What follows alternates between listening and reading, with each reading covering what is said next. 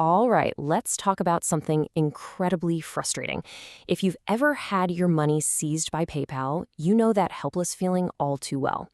Today, we're going to walk through a powerful playbook, one that's built on solid U.S. contract law, giving you a step-by-step strategy to get that money back. And it all begins with a screen that I bet a lot of you have seen before. This screen, this is where the nightmare begins, right? First, your account gets frozen for some vague reason. Then comes the 180-day hold, which somehow, magically, turns into them keeping your money forever. They call it damages, but here's the thing. They never show you any proof of what they actually lost. And that little detail isn't just frustrating, it's the entire foundation for your legal fight. So how do you even begin to fight this? Well, the first thing you have to understand is that the winning strategy is probably not what you think. It's completely counterintuitive because it has absolutely nothing to do with defending your business or arguing about what you sell. Which, of course, leads to the big question, right? If you're not supposed to be arguing about your business, then what is the secret? What's the real key to getting your money back? This secret is all about these 3 golden rules. See, PayPal wants you to get bogged down defending your business. They want you arguing about their acceptable use policy. You have to refuse to play their game. Why? Because your business, your products, even whether you broke their rules, it's all a distraction from the real legal issue. And this, right here, is your sole focus. The entire case hinges on one simple, powerful fact.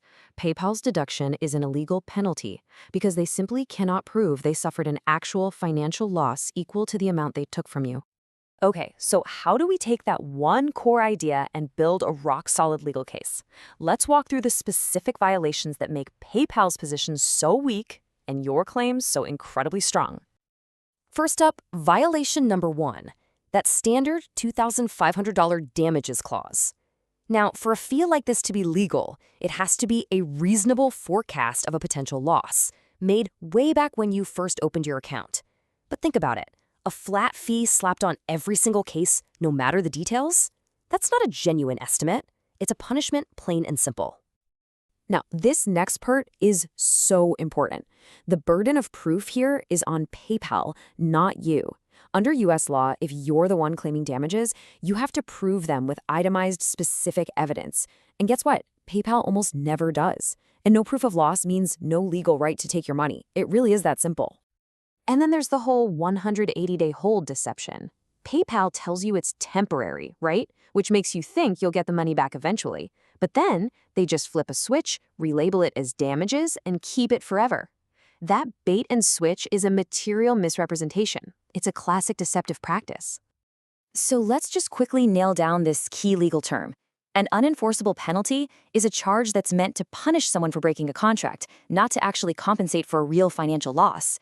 And here's the kicker. For over a century, U.S. contract law has made these completely illegal.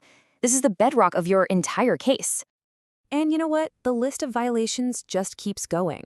Their actions can easily fall under unfair and deceptive practices, a breach of their duty to act in good faith, and even something called unconscionability, which basically means the terms are so ridiculously one-sided they're legally shocking.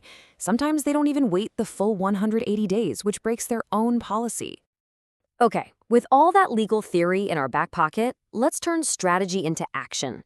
This is the concrete, step-by-step plan for actually doing this. First things first, and this is absolutely critical, you need to gather your documents. I'm talking about the limitation email, the 180-day hold notice, your transaction logs, and your chargeback history, which for a lot of people is 0. This paper trail is your proof that PayPal never once told you about any specific, itemized damages, because there weren't any. So the process itself is a clear 5-step path. First, you send a formal notice of dispute via certified mail straight to PayPal Legal. Then, you wait. They have a mandatory 30 days to respond. If nothing gets resolved, your next move is to file for arbitration with the American Arbitration Association, which for consumers is a fixed $200 fee. Step 4 is the key moment. An arbitrator gets assigned. This starts the clock and puts real pressure on PayPal, which opens up Step 5, a critical settlement window where you have the highest chance of getting your money back. So why is this strategy so effective? It seems like a David versus Goliath situation, right? Well, the success of this whole thing comes down to one simple concept: powerful financial leverage that you, the consumer, actually hold. Okay, check out this advantage. Your cost to start binding arbitration is capped at $200.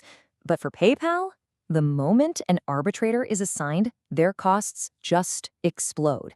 They're suddenly on the hook for thousands in administrative fees, arbitrator fees, plus their own lawyer bills. It becomes a simple business decision for them. Is it cheaper to settle with you or spend a fortune defending a legally weak case? And remember, this isn't just about financial pressure.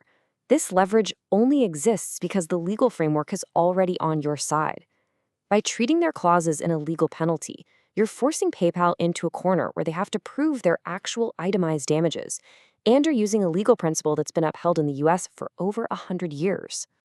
Now, PayPal is going to come back with their usual arguments. They'll say, but you agreed to our terms. Your response? An agreement to an illegal penalty doesn't count. They'll claim we face reputational risk, and your response is, a vague risk isn't the same as a quantifiable financial loss.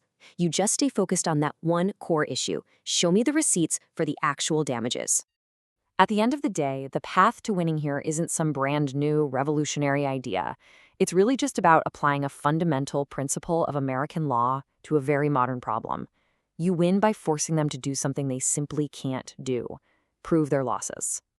So let's wrap this all up. The key takeaway is that PayPal's deduction is an unenforceable penalty. That's the whole game. Your action plan is clear. Gather your documents, send that certified notice of dispute, and if you have to, file for consumer arbitration. You just have to stay focused on this winning framework because the law truly is on your side. Look, this isn't just a theory. It's a proven strategy that has worked for thousands of people who are in the exact same spot you're in. So the final question is pretty simple.